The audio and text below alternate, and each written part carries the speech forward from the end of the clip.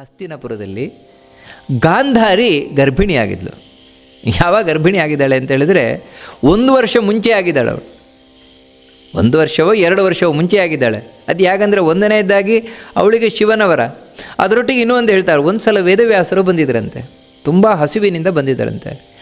ಬಂದಾಗ ಗಾಂಧಾರಿ ತುಂಬ ಸೇವೆ ಮಾಡಿಲ್ಲದಂತೆ ವೇದವ್ಯಾಸರದ್ದು, ಅಂದರೆ ಮಾವನದ್ದು, ತನ್ನ ಮಾವ. ವೇದವ್ಯಾಸರಿಗೆ ಬಹಳ ಸಂತೋಷವಾಗಿ, ಏನು ಬೇಕಮ್ಮ ನಿನಗೇನು ಕೇಳು, ವರವನ್ನು ಕೊಡ್ತೇನೆ ಅಂತ ಹೇಳಿದಾಗ, ನನಗೆ ನನ್ನ ಗಂಡನಂತಹ ಒಳ್ಳೆ ಸಮರ್ಥರಾದಂತಹ ಬಲಿಷ್ಠರಾದ 100 ಮಕ್ಕಳು ಬೇಕು ಅಂತ ಹೇಳ್ತಾರೆ. ತಥಾಸ್ತು, ಹಾಗೆ ಆಗಲಿ ಅಂತ ಹೇಳ್ತಾರೆ. ವೇದವ್ಯಾಸರ ಅನುಗ್ರಹದಿಂದಾಗಿ ಇವಳು ಗಂಡನಿಂದಲೇ ಗರ್ಭವನ್ನು ಧರಿಸಿದ್ಲು, ಧೃತರಾಷ್ಟ್ರರಿಂದಲೇ ಗರ್ಭವನ್ನು ಧರಿಸಿದ್ಲು. ಆ ಗರ್ಭವನ್ನು 1 ವರ್ಷ ಇಡೀ ಇಟ್ಕೊಂಡಿದ್ದಾಳಂತೆ. ಗರ್ಭ ಗಟ್ಟಿಯಾಗಿ ನಿಂತುಬಿಟ್ಟಿದೆ ಹೊಟ್ಟೆ ಒಳಗೆ, ಹೊರಗೆ ಬರಲಿಕ್ಕೆ ಕೇಳಲಿಲ್ಲ ಅದು. ಆಮೇಲೆ 1 ವರ್ಷ ಪೂರ್ತಿ ಆದಮೇಲೆ ಈ ಕಡೆ ಧರ್ಮರಾಜ ಹುಟ್ಟಿದ ಅಂತ 2ನೇ ವರ್ಷ ನಡೀತಾ ಇದೆ ಗರ್ಭವನ್ನು. ಆ ಸಂದರ್ಭದಲ್ಲಿ ಧರ್ಮರಾಜ ಹುಟ್ಟಿತ ಅಂತ ಅವಳ ಕಿವಿಗೆ ಬಿತ್ತು. ಈ ಕಡೆ ಆದರೂ ಪಾಂಡುರಾಜನಿಗೂ ಹೆಚ್ಚು ತಲೆಬಿಸಿ. ಅಂದರೆ ನೋಡಿ, ಆ ಕಡೆ ಈ ಕಡೆ ಏನು ಕಾರಣ ಆಗಿದೆ ಅಂದರೆ, ಪಾಂಡುರಾಜನಿಗೂ ಕೂಡ ಮಕ್ಕಳಿಲ್ಲ ಅನ್ನುವುದು ಒಂದು ಋಷಿಗಳೇ ಹೇಳಿದ್ದಾಗಿತ್ತಲ್ವ, ಅದರೊಟ್ಟಿಗೆ ಇನ್ನೊಂದೇನು ದೊಡ್ಡ ತಲೆಬಿಸಿ ಆಗಿದ್ದು ಅಂತ ಹೇಳಿದ್ರೆ, ಗಾಂಧಾರಿ ಗರ್ಭಿಣಿಯಾಗಿದ್ದಾಳೆ ಅಂತ. ತನ್ನ ಅಣ್ಣ ಮಗುವನ್ನು ಪಡಿಲಿಕ್ಕಿದ್ದಾನೆ, ನನಗೆ ಮಕ್ಕಳಿಲ್ಲ, ಇದು ಒಂದು ಕಡೆಯಿಂದ. ಈ ಕಡೆ ಏನಾಯಿತು ಅಂದರೆ, ಯಾವಾಗ ಇವಳಿಗೆ ಮೊದಲು ಮಗುವಾಯಿತು ಅಂತ ಗೊತ್ತಾಗ್ಬಿಡ್ತು, ಧರ್ಮರಾಜ ಮೊದಲು ಹುಟ್ಟಿದ ಅಂತ ಗೊತ್ತಾಯಿತು, ಆ ಕಡೆ ಗಾಂಧಾರಿಗೆ ಸಹಿಸಲಿಕ್ಕೆ ಆಗಲಿಲ್ವಂತೆ. ನಿಜವಾಗ್ಲೂ ಕೂಡ ಅವಳು ಒಳ್ಳೆ ಧಾರ್ಮಿಕಳವಳು. ಆಗೆಲ್ಲ ಹೊಟ್ಟೆ ಕಿಚ್ಚು, ದ್ವೇಷ ಇದೆಲ್ಲ ಅವಳಿಗೆ ಬರಲಿಕ್ಕೆ ಸಾಧ್ಯವೇ ಇಲ್ಲ. ನಾವು ನೋಡ್ತೇವೆ ಮುಂದೆ ಮಹಾಭಾರತದಲ್ಲಿ, ಎಂಥ ಸಂದರ್ಭದಲ್ಲಿ ಕೂಡ ಪಾಪ ಗಾಂಧಾರಿ ಯಾವತ್ತೂ ದ್ವೇಷ, ಈರ್ಷ್ಯೆ ಅದೆಲ್ಲ ಇಲ್ಲ ಅವಳಲ್ಲಿ, ಹೊಟ್ಟೆ ಕಿಚ್ಚೆಲ್ಲ ಇಲ್ಲ. ಆದರೆ ಏನು ಮಾಡ್ತೀರಿ, ಹೊಟ್ಟೆಯಲ್ಲಿ ಕೂತಿದ್ದಾವಲ್ವ, ಕೂತಿರುವುದೆಲ್ಲ ಈರ್ಷ್ಯೆಯ ಮರಿಗಳು, ಹೊಟ್ಟೆ ಕಿಚ್ಚಿನ ಮರಿಗಳು, ಅವುಗಳ ಪ್ರಭಾವ ಇವಳ ಮೇಲಾಗಿದೆ. ಅದಕ್ಕಾಗಿ ತಡ್ಕೊಳ್ಳಿಕ್ಕಾಗಲಿಲ್ಲ ಅಂತ ಯಾವಾಗ ಅವಳಿಗೆ ಗೊತ್ತಾಯ್ತು ಆ ಕಡೆ ಧರ್ಮರಾಜ ಹುಟ್ಟಿದ ಅಂತ, ತಡ್ಕೊಳ್ಳಿಕ್ಕಾಗಲಿ, ಇದು ಒಂದು ಗರ್ಭವ, ಇಷ್ಟು ದಿನ ಹೊಟ್ಟೆ ಒಳಗೆ ಧರಿಸಿದ್ದೇನೆ, ಏನೂ ಪ್ರಯೋಜನ ಆಗಿಲ್ವಲ್ಲ, ಇದು ಯಾಕೆ ಬೇಕು ಅಂತೇಳಿ ಧೃತರಾಷ್ಟ್ರನಿಗೆ ಗೊತ್ತಾಗದಾಗೆ ತಾನು ಆ ಗರ್ಭಕ್ಕೆ, ತನ್ನ ಬಸಿರಿನ ಹೊಟ್ಟೆಗೆ ಸರಿ ಜಜ್ಜಿಕೊಂಡ್ಲಂತೆ.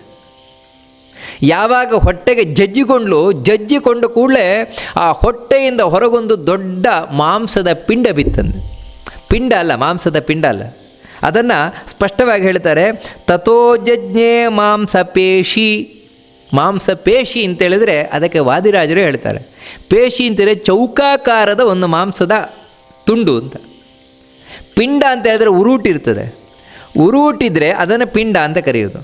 ಪೇಶಿ ಅಂತ ಹೇಳಿದ್ರೆ ಚೌಕಾಕಾರ ಅಂತ. ಚೌಕಾಕಾರದ ಒಂದು ಮಾಂಸದ ತುಂಡು ಅವಳ ಹೊಟ್ಟೆಯಿಂದ ಕೆಳಗೆ ಬಿತ್ತಂತೆ. ದೊಡ್ಡದಾಗಿತ್ತದು, ಅದೇನು ಸಣ್ಣದೇನಲ್ಲ. ಅಷ್ಟು ಮಾತ್ರ ಅಲ್ಲ, ಸಾಷ್ಠೀಲ ಜನಮೇ ಜಯ ಅಂತ ಹೇಳ್ತಾರೆ. ಸಾಷ್ಠೀಲ ಅಂತೇಳಿದರೆ ಅದಕ್ಕೆ ಆ ಗರ್ಭಚೀಲ ಏನಿದೆ, ಗರ್ಭಚೀಲವು ಹಾಗೆ ಇದೆಯಂತೆ. ಗರ್ಭಚೀಲ ಹಾಗೆ ಇದೆ, ಆದರೆ ಗರ್ಭಚೀಲದ ಒಳಗೆ ಮಗು ಇಲ್ಲ, ಮತ್ತು ಮಾಂಸದ ಒಂದು ಚೌಕಾಕಾರದ ಪಿಂಡ ಇದಿದೆ, ತುಂಡಿದೆ, ಅದು ದಪ್ಪ ಕೆಳಗೆ ಬಿತ್ತಂತೆ. ಹೋಗಲಿ ಆ ಕಡೆ. ಯಾಕಂತೇಳಿದ್ರೆ ಇಷ್ಟು ವರ್ಷ, ಯಾಕಂದರೆ 9 ತಿಂಗಳಾದಮೇಲೆ ಮಗು ಹುಟ್ಟಬೇಕು ತಾನೆ, ಇದು 1 ವರ್ಷ ಕಳೆದರೂ ಕೂಡ ಏನೂ ಇಲ್ವಲ್ಲ ಅಂತ ಹೇಳಿ ಜಜ್ಜಿಕೊಂಡು ಕೆಳಗೆ ಬಿತ್ತಲು.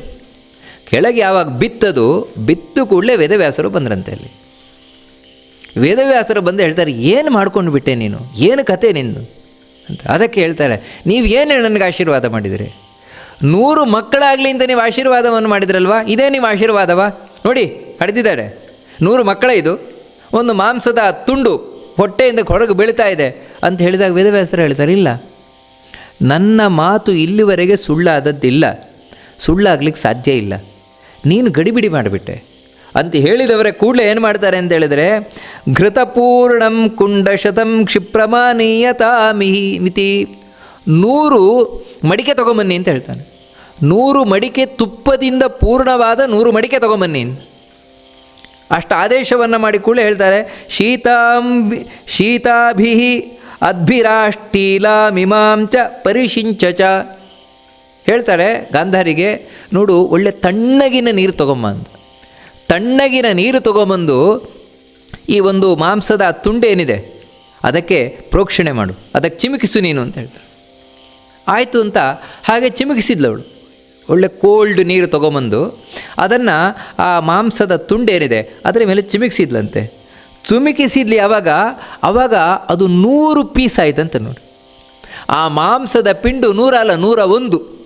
ಅದು ಯಾವ ರೀತಿ ಇತ್ತು ಅಂತ ಹೇಳಿದ್ರೆ ಅಂಗುಷ್ಠ ಪರ್ವ ಮಾತ್ರಾಣ ಅಂದರೆ ಒಂದೊಂದು ಇಷ್ಟಿಷ್ಟುದ್ದದ 101 ತುಂಡಾಗಿ ಬಿತ್ತದ್ದು. ಅದು ಕೂಡಲೇ ಪೀಸ್ ಆಯ್ತದೆ. ಆವಾಗ ನೀರನ್ನು ಚಿಮುಕಿಸಿದ್ಲು. ಅವಾಗ ಏಕಾಧಿಕಶತಂ ಪೂರ್ಣಂ ಯಥಾ ಯೋಗಂ ವಿಶಾಂಪತೆ ತತಃ ಕುಂಡಶತಂ ತತ್ರ ಖ್ಯಾನಾಯತು ಮಹಾನ್ ಋಷಿ. ತುಪ್ಪದಿಂದ ಪೂರ್ಣವಾದಂತಹ ಗಡಿಗೆ ಏನಿದೆ ಮಡಿಕೆ, ಅದರೊಳಗೆ ಒಂದೊಂದೇ ತುಂಡನ್ನು ವೇದವ್ಯಾಸರು ಹಾಕಿಟ್ರಂತೆ. ಮೊದಲು ಟೆಸ್ಟ್ ಟ್ಯೂಬ್ ಬೇಬಿ ಅಂತ ಹೇಳ್ತಾವಲ್ಲ, ಆ ರೀತಿ ಮೊದಲ ಬಾರಿಗೆ ನಡೆದದ್ದಿದು. ಇಟ್ಟು ನಂತರ ಹೇಳಿದ್ರಂತೆ ಮಾಂಸಪೇಶ್ಯಾಸ್ತದಾ ರಾಜನ್ ಕ್ರಮಶಃ ಕಾಲ ಪರ್ಯಯಾತ್ ಹೇಳಿದ್ರಂತೆ. ಇದಕ್ಕೆ ಚೆನ್ನಾಗಿ ಒಳ್ಳೆ ತಂಪಾದ ಜಾಗದಲ್ಲೆಲ್ಲ ರಕ್ಷಣೆ ಮಾಡಬೇಕು. ಕಾಂತಾರಿಗೆ ಹೇಳಿದ್ರಂತೆ ಇನ್ನು ಗಡಿಬಿಡಿ ಮಾಡಬೇಡ, ತಂಪಾದ ಜಾಗದಲ್ಲಿ ಇದನ್ನು ಚೆನ್ನಾಗಿ ರಕ್ಷಣೆ ಮಾಡಬೇಕು. ಕಾಲಕ್ರಮದಿಂದ ಒಂದೊಂದೇ ಮಡಿಕೆ ಒಡ್ಕೊಳ್ತದೆ, ಒಡ್ಕೊಂಡಾಗ ನೀನು ಮಗುವನ್ನು ತೆಗಿಬೇಕು, ಅಲ್ಲಿ ತನಕ ತೆಗಿಬಾರದು ಅಂತ ಹೇಳ್ತಾರೆ.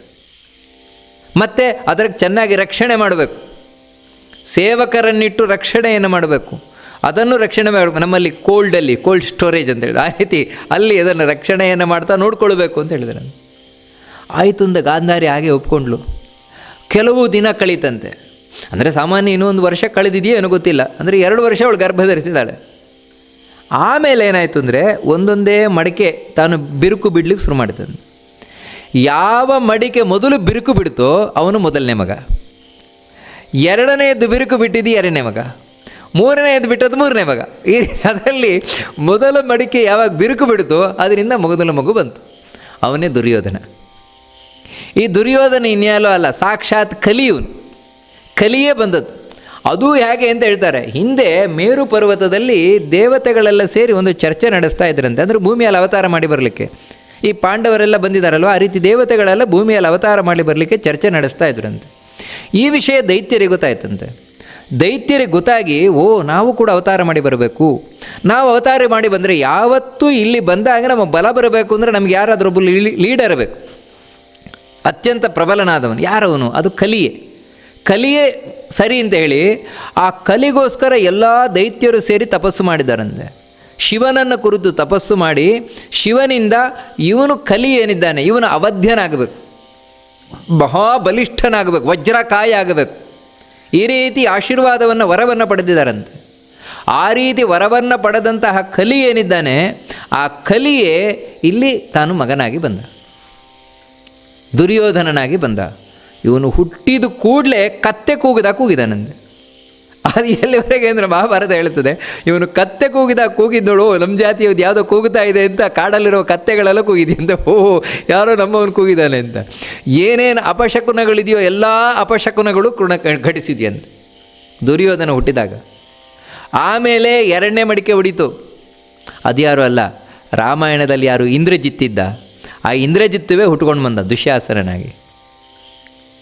ಆಮೇಲೆ 3ನೇ ಮಡಿಕೆ ಹೊಡಿತು, ಇನ್ನೊಬ್ಬ ದೈತ್ಯ ಅವನು ಹುಟ್ಕೊಂಡು ಬಂದ ವಿಕರ್ಣನಾಗಿ. ಈ ರೀತಿ ಒಬ್ಬೊಬ್ಬನೇ ದೈತ್ಯ ಹುಟ್ಕೊಂಡು ಬಂದರು. 100 ಮಂದಿ ದೈತ್ಯರೇನಿದ್ದಾರೆ ಅವರೆಲ್ಲರೂ ಬಂದ್ರಂತೆ. ಇವೆಲ್ಲ ಏನು ಅಂದರೆ ಪಾಪಗಳೇ ಹುಟ್ಕೊಂಡು ಬಂದದ್ದು ಅಂತ ಹೇಳ್ತಾರೆ. 100ನೇ ಒಂದದ್ದು ಯಾವುದು ಅಂತ ಹೇಳಿದ್ರೆ ಅದು ಹೆಣ್ಣು, ಅದೇ ದುಶ್ಶಲ ಅಂತ. 100ನೇ ಒಂದೇನೆಂಥದ್ದು ದುಶ್ಶಲ ಅಂತ ಅಂದರೆ ಹೆಣ್ಣು ಮಗಳು. ಈ ರೀತಿ 101 ಮಕ್ಕಳು ಧೃತರಾಷ್ಟ್ರನಿಗೆ, 100 ಗಂಡು 1 ಹೆಣ್ಣು. ಈ ದುಶ್ಶಲೆಯೂ ಕೂಡ ಮಹಾ ಕೆಟ್ಟವಳು. ಅಭಿಮನ್ಯುವಿನ ಸಾವಿಗೆ ಇವಳೇ ಕಾರಣ ಅಂತ ಹೇಳ್ತಾರೆ. ನಿಜವಾಗಲೂ ಇವಳು ಗಂಡ ಜಯದ್ರಥ ಕಾರಣ ಅಭಿಮನ್ಯು ಸಾಯಲಿಕ್ಕೆ.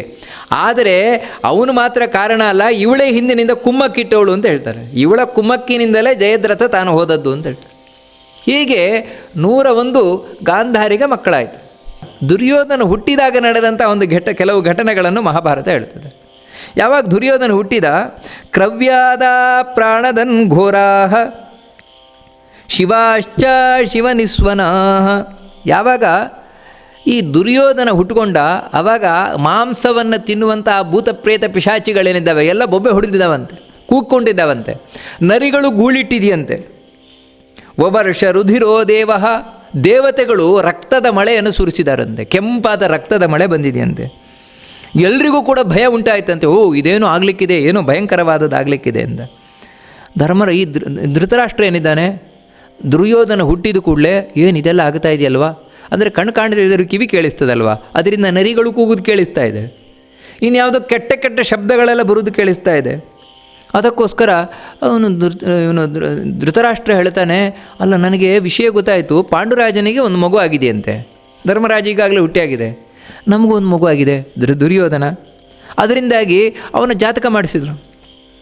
ಜಾತಕವನ್ನು ಮಾಡಿಸಿ ಹೇಳ್ರಿ ಜ್ಯೋತಿಷಿಗಳೇ ಹೇಗಿದೆ ಇವನ ಜಾತಕ ಹೇಗಿದೆ ಅಂತ ಹೇಳಿದರೆ, ಆ ಜಾತಕವನ್ನು ನೋಡಿದಂತಹ ಜ್ಯೋತಿಷಿಗಳು ಬ್ರಾಹ್ಮಣರು ಸ್ಪಷ್ಟವಾಗಿ ಹೇಳಿದ್ರಂತೆ, ಅಯಂ ಕುಲಾಂತಕ ಜಾತೋ ಯಸ್ಮಾಚ್ಚ ಕುಲಪಾಂಸನಃ ತಸ್ಯ ತ್ಯಾಗೇನ ಶಾಂತಿ ಸ್ಯಾತ್ ಪುಷ್ಟಿಸ್ತ್ವಪನಯೇ ಭವೇತ್.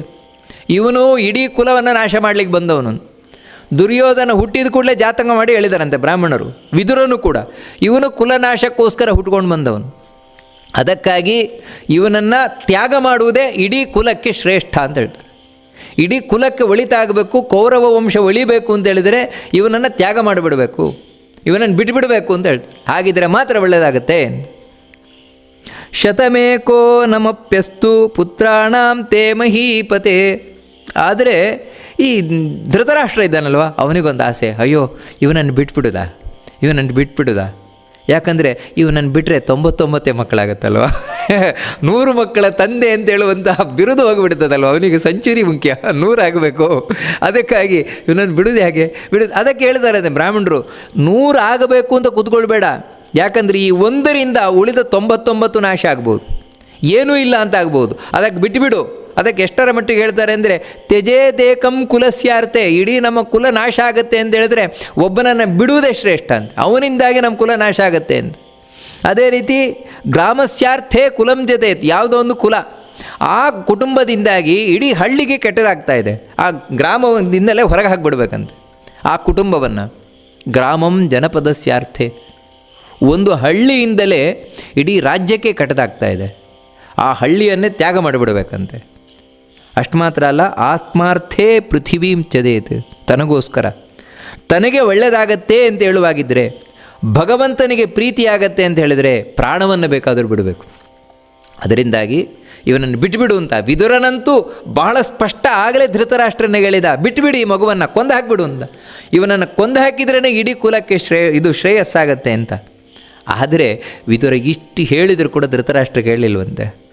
ಯಾಕೆ ಅಂತ ಹೇಳಿದರೆ, ಇಲ್ಲ ಇದನ್ನು ಬಿಟ್ಟೆ ಅಂತ ಹೇಳಿದರೆ ನನಗೆ 100 ಮಕ್ಕಳ ತಂದೆ ಅನ್ನೋದು ಹೊರಟೋಗತ್ತೆ ಅಂತ ಹೇಳಿ ಕೇಳಲಿಲ್ವಂತೆ.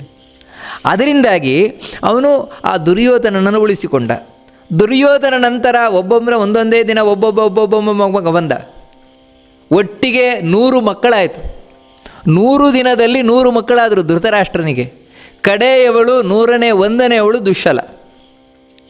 ಒಟ್ಟಿಗೆ ಧೃತರಾಷ್ಟ್ರನಿಗೆ ಎಷ್ಟು ಮಕ್ಕಳು ಅಂತ ಹೇಳಿದರೆ 102 ಮಕ್ಕಳು.